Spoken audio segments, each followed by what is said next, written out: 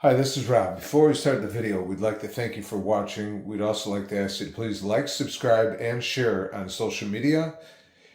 Today's video is going to be on an LG washer. You can pretty much use these tips on probably almost any washer. This will start leaking when the washer is not in use. We'll also show you a few things on the washer that can leak when it is in use. So we're going to start by taking off the top lid of the washer.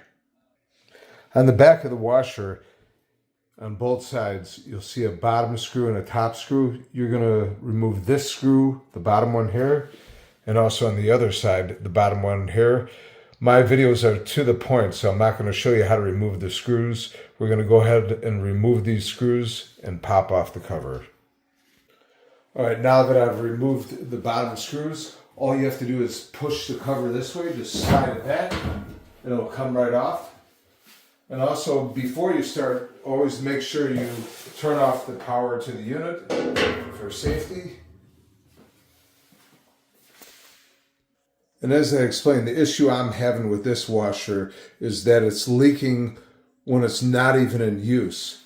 So I have turned off the cold water supply right over here. So we're going to turn that on. And you'll be able to see right from this manifold right over here, there's actually water coming out of this. It'll start pulling up. It's not the biggest leak, but this, you can see the water right over here coming out. The plastic probably cracks from age and time. And this whole entire manifold, I'm gonna replace the whole thing, which is pretty easy to do. You could see there's clamps right over here. You could take a vice grip or a needle nose or a channel locks and pinch these in, and then you'll be able to slide out the hose. You're going to have 3 hoses you're going to have to disconnect here. It's also a good idea to take a picture of it first so you know where everything goes. And like I said, all my videos are to the point, so I'm not going to show you how to remove a hose clamp or any of these wires. These wires will just unplug, as you can see right over here.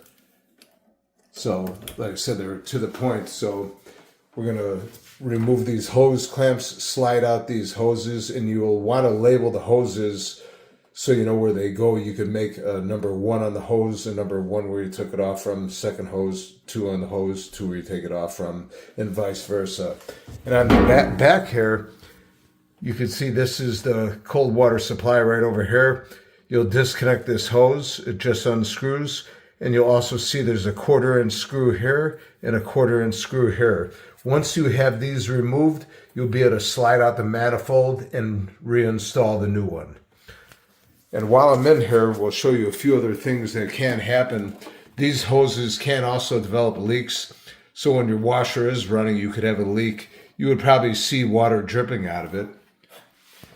And you could have the same problem with some of these hoses too. And also the hot water supply right here. This also could leak, and this could leak with it off too, but right now it's presently good.